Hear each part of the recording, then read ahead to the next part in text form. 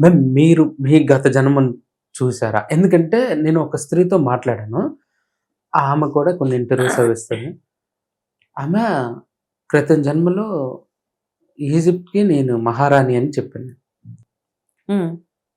నిజమేనా? ఒక మహారాణిగా పుట్టి మళ్ళీ సాధారణ మనిషిగా పుడతారా అని డౌటొచ్చింది. ఇప్పుడు దీనికి నేను ఆన్సర్ చేస్తాను. నా పాస్ట్ లైఫ్ పక్కన పెడితే చాలా మందికి ఇలా పాస్ట్ లైఫ్ నేనెందుకు ఈ అంటే ఎందుకు ప్రాక్టీస్ ఆపాను అంటే గనక, చాలా మంది పాస్ట్ లైఫ్‌లో మనకు ఒక ఊహ ఉంటది. నేను పాస్ట్ లైఫ్‌లో ఒక మహారాణిని, నేను మహారాజుని, నేను మంత్రిని, హ్మ్. అంతకు మించి దిగం మనం కిందకి. అవును. కదా! అయితే కొన్ని పాస్ట్ లైఫ్స్ నిజంగానే పాస్ట్ లైఫ్స్‌లోకెళ్తారు.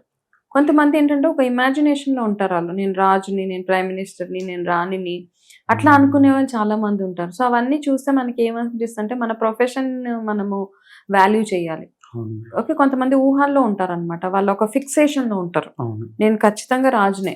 నేను హ్మ్. ఖచ్చితంగా ఋషినే. అంతకు మించి పాస్ట్ లైఫ్‌లో ఎవరు ఒక బెగ్గర్‌గా గాని, ఏదో అస్సలు. లో లెవెల్స్ వాళ్ళలాగా ఎవరు ఉండట్లేదక్కడ. అదే అవును. ఒక అమ్మాయయితే మరీ కోటలో నుంచి దూకేసి నేనెళ్లి పెళ్లి చేసుకున్నా అట్లా అంటే కొన్ని అట్లా ఉంటాయి. కొన్ని ఇమాజినరీ స్టోరీస్ ఉంటాయి వాళ్ళకి. అవి కాదు. పాస్ట్ లైఫ్‌లోకి నిజంగా ఎళ్ళినోళ్ళని చూస్తే మనకి నేను చెప్పాను కదా! హ్మ్. 1, 2 హ్మ్. ఎక్స్‌పీరియన్సెస్ అట్లా ఉంటదనమాట. ఓకే. కొంతమంది ఇలా హిప్నోథెరపీ చేయంగానే ఇలా కళ్ళు మూసుకుంటారు.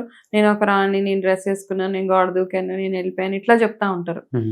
మనకు కూడా అర్థమైపోతుంటది. ఎందుకు చేస్తున్నాం? మన ప్రొఫెషన్‌కి మనం వాల్యూ ఇవ్వాలి కాబట్టి అట్లా చేయలేం. నిజంగా ఓకే. పాస్ట్ లైఫ్‌కెళ్ళినోళ్ళు వాళ్ళని మళ్ళీ బయటికి తీసుకురావాలంటే మళ్ళా వాళ్ళకి కౌన్సెలింగ్ అవసరం. మళ్ళీ హిప్నోథెరపీ అవసరం. దాని తర్వాత దాని నుంచి వాళ్ళని బయటికి తీసుకురావాలి. అంటే ఈ లైఫ్‌లో నాకు జరుగుతున్న ఈ ప్రాబ్లమ్స్ అన్నీ ఎందుకు జరుగుతున్నాయి?